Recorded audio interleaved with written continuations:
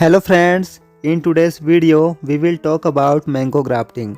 Friends, you can do grafting twice a year. First, during the rainy season and second in the spring season. With the rainy season being the best time.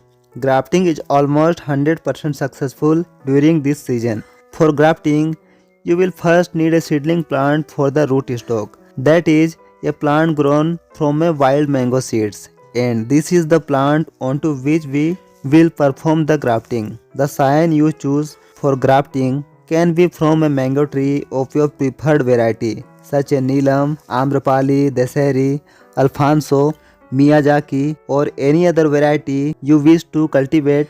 You simply need to select a scion from that particular tree. First, you need to peel the scion into a V shape. You can use any new sharp blade or knife for peeling.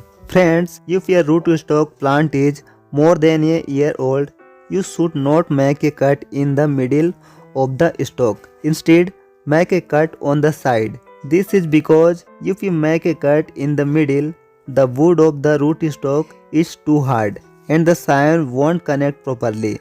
The scion won't adhere well. However, if you make the cut on the side in the outer layer of bark, there is sufficient moisture in this part, allowing the scion to stick to the rootstock and connect properly, increasing the chances of successful grafting. You can use any stretchable plastic for trying. The grafted portion needs to be tied tightly to prevent air and water from entering. If you perform grafting at the beginning of the rainy season when the humidity is high, you won't need to cover the grafted scion with plastic. However, if you graft later in the season or during the spring, be sure to cover it with plastic. After grafting, place it in a location that receives partial sunlight. Do not keep it in a completely shaded area. Friends, this is the first update after 16 days. As you can see, new leaves have started to emerge and the new growth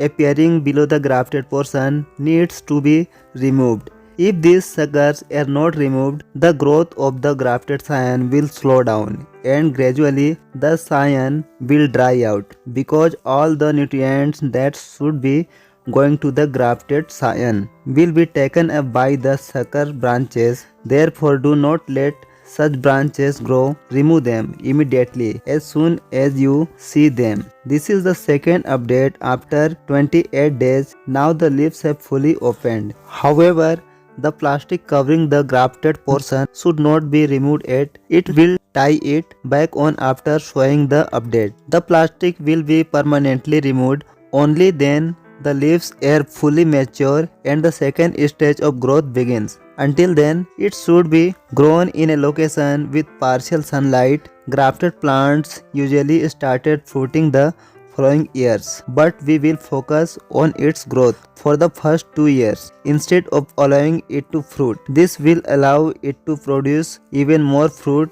in the future. Allowing a grafted plant to fruit in the first year hinders its growth and keeps the plant weak. Therefore, no fruit should be allowed to develop for the first year. The following year, you can allow 1 or 2 fruits to grow, but after that, you can expect abundant fruiting on the plant will have grown considerably and reach full maturity. Friends, if you found this video useful, please like, share and subscribe to the channel. Thanks for watching.